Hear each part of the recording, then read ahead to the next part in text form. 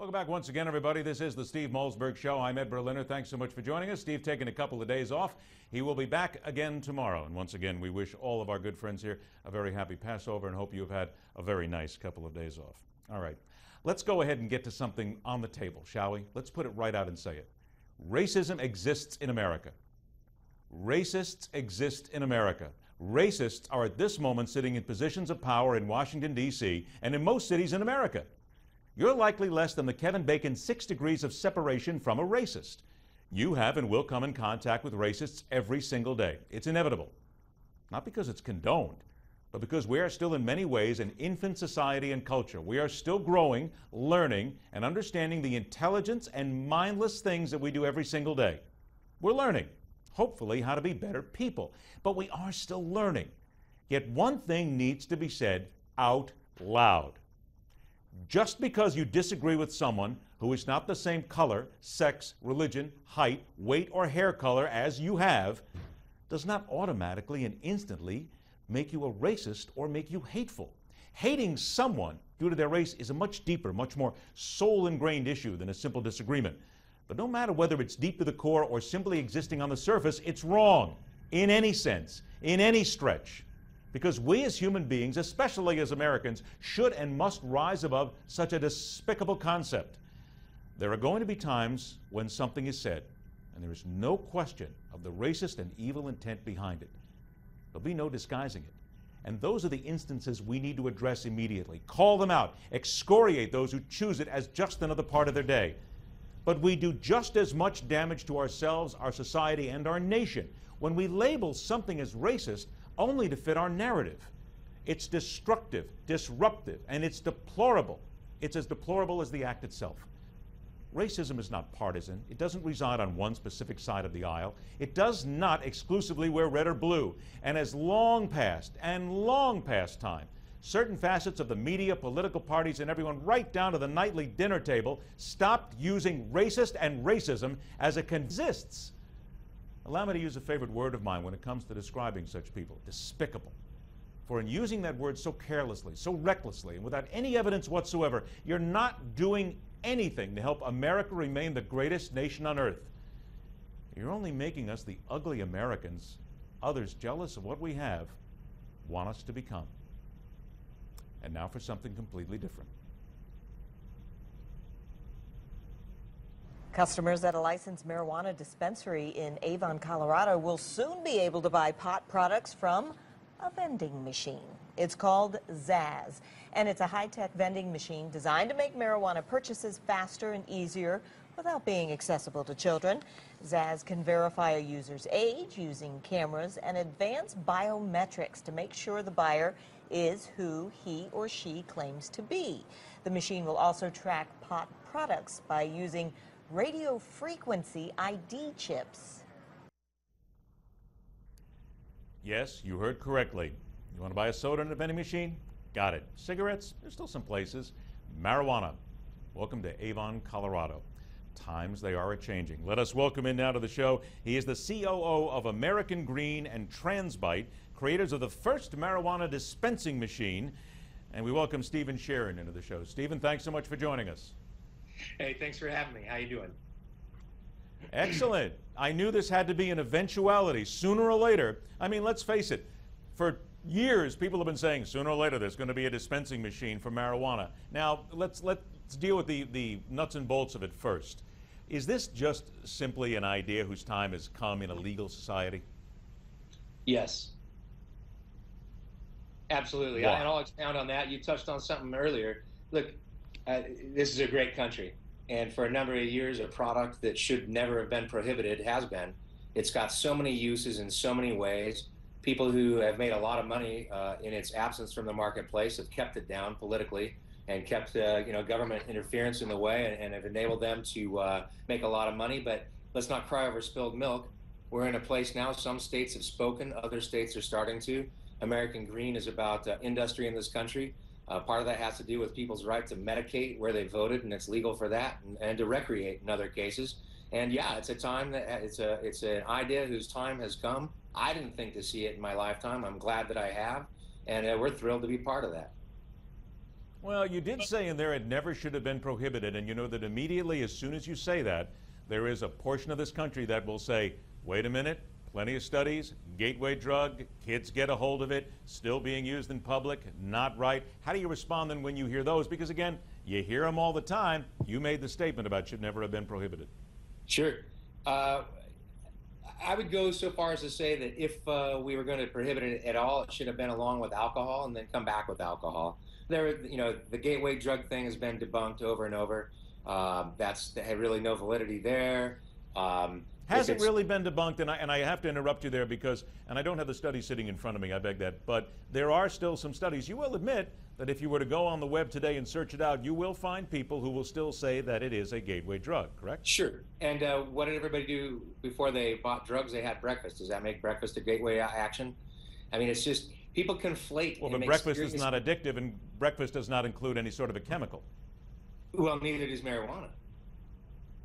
It's a natural plant. It's THC? not an extracted chemical. Well, it's got THC, so it's got a. Okay. I mean, if we're gonna. That's a chemical.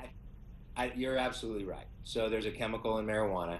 It's not at this point an addictive product, but we digress. Let's look at the concept of the medicinal studies that have been done. People have found benefit in that.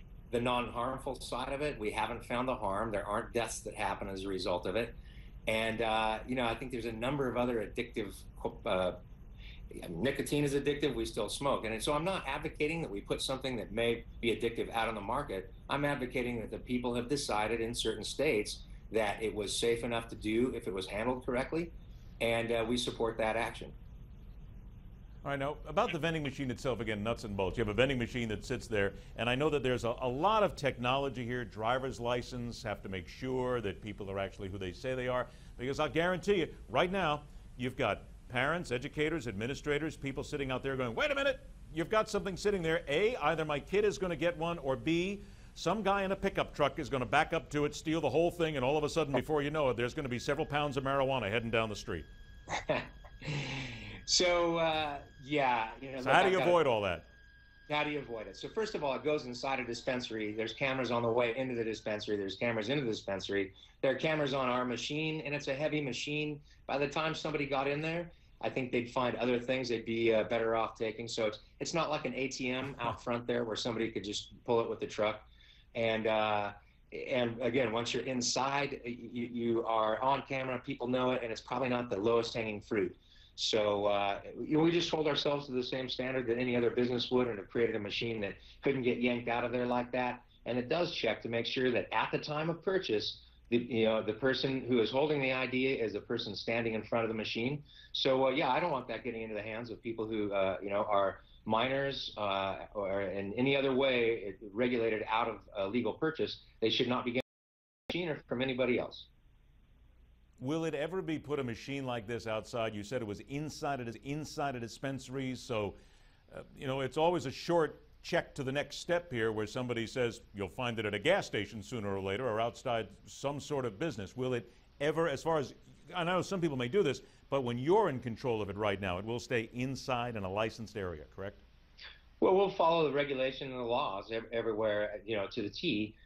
If the laws progressed and changed, and assuming that we can continue to ensure that it's being purchased appropriately, then I could see it getting legs. Imagine a coffee shop that was partially owned by a dispensary or vice versa. They wouldn't need to put in and change their whole display case. They could put in a small thing in the corner, but the gas station, when people sell alcohol at a gas station, there's still an expectation that you have enough personal responsibility that you don't jump in the car and do something that's illegal and drive under the influence.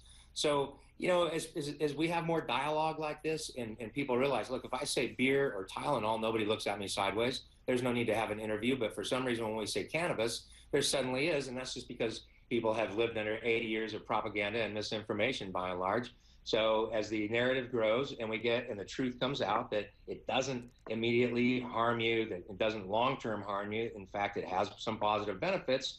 It's necessary to have that conversation, and eventually the national narrative will be such that it won't be stunning to see it happening anywhere. I recently read where marijuana was called the single best investment idea of the next decade. They're calling it the dot bong boom.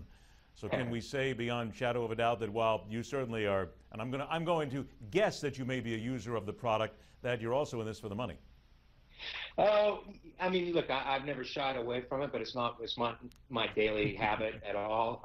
I don't really work. Using, not making money. You're saying that you've never shied away from it. I just want to make sure that we separate the two, shied away from using or making money. Or making money, which one? Using. So, and okay. I was around using, for I was around for well, I took a company public in '96 on that. I was a little bit early. And, some of those companies that we saw, sockpuppet.com. Come on, there was no value there. One thing about this, hemp, come on, the declaration is written on it. And we put it back into play during war, make hemp for the rope and what have you. It's a great cash crop. There's a lot of money there. There's no psychotropic involved, with hemp. And you move on to the rest of the cannabis family. Yeah, there's absolutely money. There's a motivator. We're a publicly traded company, absolutely a motivator there. But again, the American Green Division is really interested in supporting businesses that want to work hard here in this country, produce things, and get them out there and generate capital. All right, now that you've got marijuana vending machines, what's next? Well, we actually already have a proprietary water system for grows. It's in an independent testing facility right now so that the people who typically say, oh, everybody makes that claim, it does hold more parts per million water than any other process out there. And it holds them for a longer period of time at a higher temperature. And the relevance to this is that in any kind of grow, whether it's tomatoes or any other hydroponic fruit, vegetable, or for the medical marijuana industry, it grows better product faster. And we're very excited about that. It's called the Jurassic water system. It emulates prehistoric water level or oxygen in prehistoric water levels. And then we've also got some other proprietary medibles that are edibles with a particular proprietary strain of sativa that's very effective in treating a number of different maladies. So we're vertically integrated from seed to the sale in the industry. I only have 30 seconds left, but I do need to ask you because there's a question going around that maybe have you ever decided using your vending machine and also having like yodels, ding-dongs, and ring-dings right next to them as well? Because it would seem to be natural. I think we put them about 200 yards up the street so you'd have time for it to take effect and, have the desire come in. But, yeah, that would be a great idea. Yeah, buy this and buy this for later. But yeah, I'm not that's okay. I'm not trying to give you any ideas here, but trust me, there are people around who are going, well, it should be next to a taco joint. Anyway, Stephen, thank you so much for joining us and reminding everybody that it is legal in Colorado. It is perfectly legal what you're doing, and you're doing everything you can to try and keep it legal, which certainly is exactly what people would want you to do. Stephen, thank you for joining us. Hey, thank you for the time. Have a great afternoon. You too. Stephen Shearin is the COO of American Green and Tranzbyte Creators. It is in Avon, Colorado, by the way. And just so you know, and I'm not kidding when we call this the dot bong boom, when they're talking about this being a growth industry, across the U.S., the marijuana industry, estimated to be worth about $1.5 billion, expected to grow to $10 billion by 2018, according to a recent report. And they're saying that might just be the tip of the iceberg. Whether you agree with it or not, it's here, and it's legalized in Colorado and other places. I'm Ed Berliner sitting in for Steve Malzberg, and we continue right here on Newsmax TV.